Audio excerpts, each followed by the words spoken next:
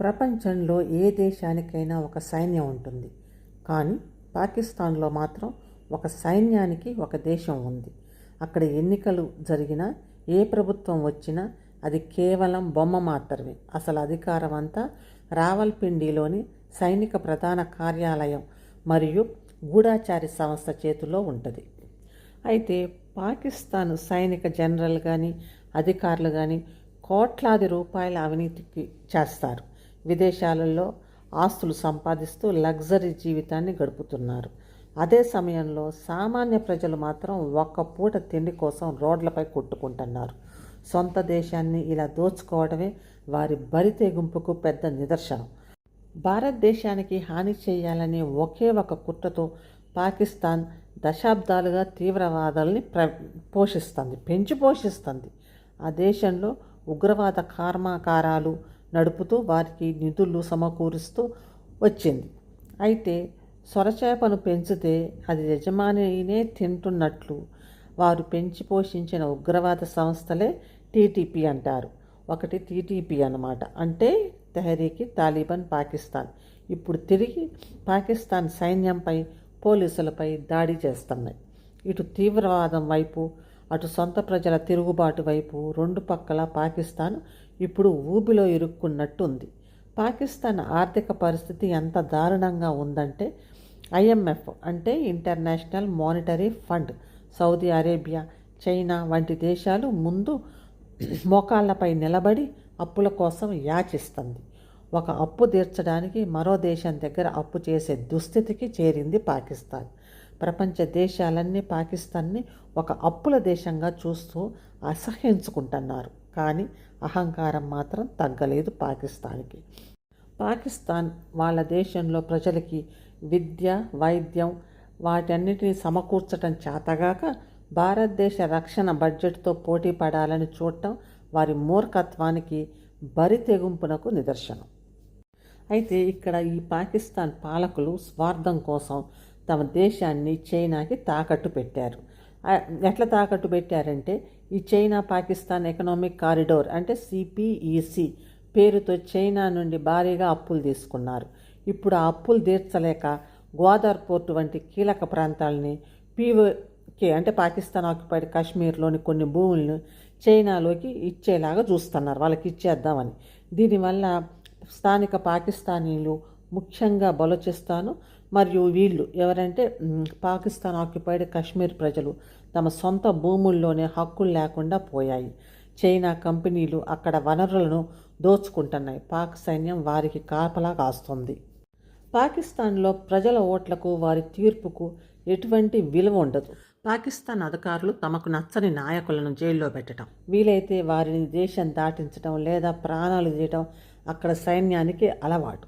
న్యాయ వ్యవస్థ కూడా సైన్యం చెప్పినట్లే వినాలి. ఒక దేశంలో చట్టం, న్యాయం, ప్రజాస్వామ్యం పూర్తిగా చచ్చిపోయింది ఈ పాకిస్తాన్. ఆ దేశం ఇప్పుడు బరి తెగించిన దేశంగా మారుతుంది. ప్రస్తుతం పాకిస్తాన్ సరిగ్గా వెరీ అంటే చాలా లో పరిస్థితుల్లోకి పోతుంది. ఒకప్పుడు భారతదేశం నుంచి విడిపోయిన పాకిస్తాన్ మతం పరంగా గొప్పగా బతుకుతామని చెప్పుకున్నది పాకిస్తాన్ ఈరోజు ప్రపంచ పటంలో ఒక విఫలమైన దేశంగా అంటే ఫెయిల్డ్ స్టేట్గా మిగిలిపోయింది. వారు చేసిన పాపాలు, భారతదేశంపై చూపిన అసూయ కూడా, సొంత ప్రజలపై చేసిన అరాచకాలే ఈరోజు వారిని ఈ దుస్థితికి తెచ్చాయి. పాక్ ఆక్రమిత కాశ్మీర్ అంటే పీఓకే ప్రజలు భారత్ వైపు చూస్తున్నారు అంటేనే పాకిస్తాన్ పతనానికి ఆరంభం మొదలయ్యిందని అనుకోవచ్చు మనం.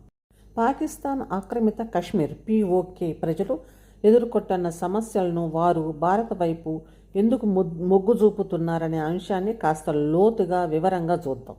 పాకిస్తాన్ దేశం మొత్తం ప్రస్తుతం అప్పుల ఊబిలో కురక్కపోయింది. దీనితో పీఓకే వల్ల అంటే పాకిస్తాన్ ఆక్యుపైడ్ కాశ్మీర్ వాళ్ళ మీద ఆ ప్రభావం చాలా పడ్డది.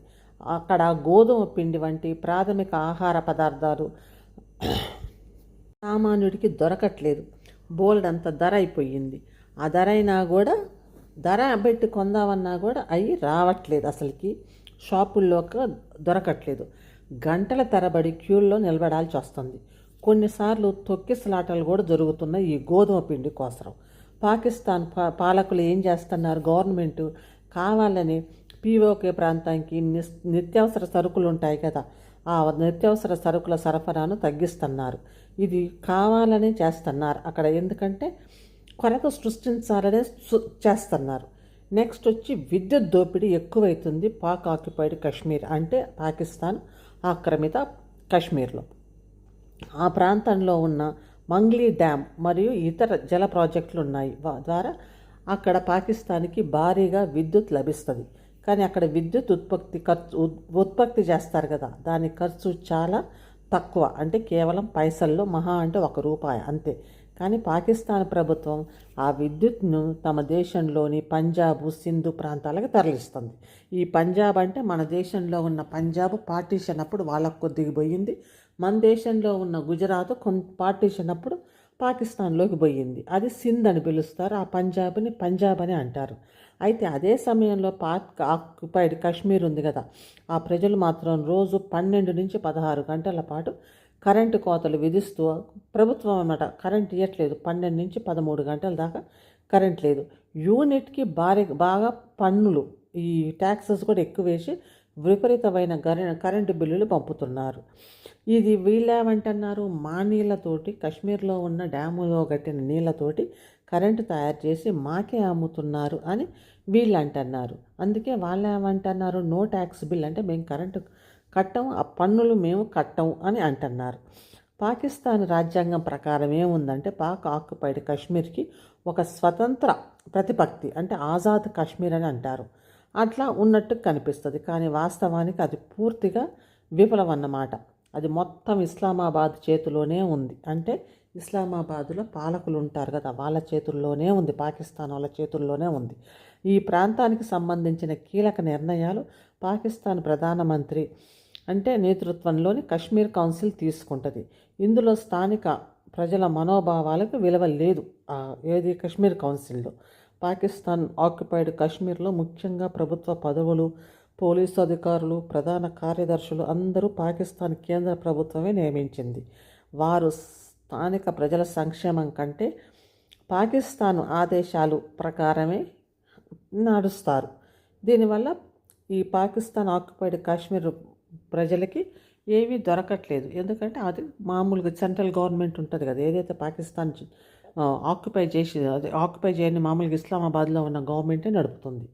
అయితే ఈ రోజుల్లో సోషల్ మీడియా వల్ల సరిహద్దులు ఇరువైపులా ఏం జరుగుతుందో ప్రజలకు స్పష్టంగా చూస్తున్నారు. దానివల్ల భారతదేశంలో ఉన్న జమ్మూ కాశ్మీర్ ఆర్టికల్ 370 రద్దు చేసిన తర్వాత పెద్ద ఎత్తున మార్పులు వచ్చాయి. అక్కడ కొత్తగా ఎయిర్పోర్ట్లు ఉన్నాయి, ఇప్పుడు మన దగ్గర ఉన్న కాశ్మీర్లో రైల్వేస్ ఉన్నాయి, ఎయిమ్స్ వచ్చింది, అంటే ఆసుపత్రి కదా, ఆసుపత్రులు, ఐఐటీలు, ఇట్లా బోలెడంత అయ్యేసరికి ఆ డెవలప్మెంట్ ఇప్పుడు పాకిస్తాన్లో ఉన్న కాశ్మీర్లో లేదు. కాబట్టి అక్కడ వాళ్ళు ఏం చేస్తున్నారు, మేము భారత్లోకి విలీనమైతాం, మీరు మా దగ్గర కాదు, ఇది అసలుకి పాక్ ఆక్యుపైడ్ కాశ్మీర్ పాకిస్తాన్లోని అసలు భాగమే కాదు, అంతర్భాగం అసలు కానే కాదు, కాబట్టి మాకు విముక్తి కావాలని వాళ్ళు అరుస్తున్నారు. కాబట్టి వాళ్ళ అక్కడ ఏది గొడవ చేస్తున్నారు కాబట్టి వాళ్ళకి రేషన్ ఇవ్వట్లేదు, అంటే గోధుమ పిండి లేదు, చక్కెర లేదు, విద్యుత్ లేదు, వాళ్ళని అసలుకి ఏ సరుకులు ఇవ్వకుండా ఒక ఖర్చు పెట్టేసి వాళ్ళని హింసిస్తుంది పాకిస్తాన్ గవర్నమెంట్. ఇప్పుడు పాకిస్తాన్ ఆక్యుపైడ్ కాశ్మీర్లో ఎవరైనా వాళ్ళ హక్కుల కోసం మాట్లాడినా లేదా పాకిస్తాన్ ప్రభుత్వం విధానాలకి వ్యతిరేకంగా విమర్శించిన వారిని దేశద్రోహులుగా ముద్ర వేసి జైల్లో పెడుతున్నారు. చాలామంది యువకులు రాత్రికి రాత్రే మాయమైపోయారు, ఎందుకంటే వీళ్ళు జైల్లో పెట్టి వాళ్ళు ఏం చేశారో చంపేశారో కూడా తెలియదు పాకిస్తాన్ గవర్నమెంట్.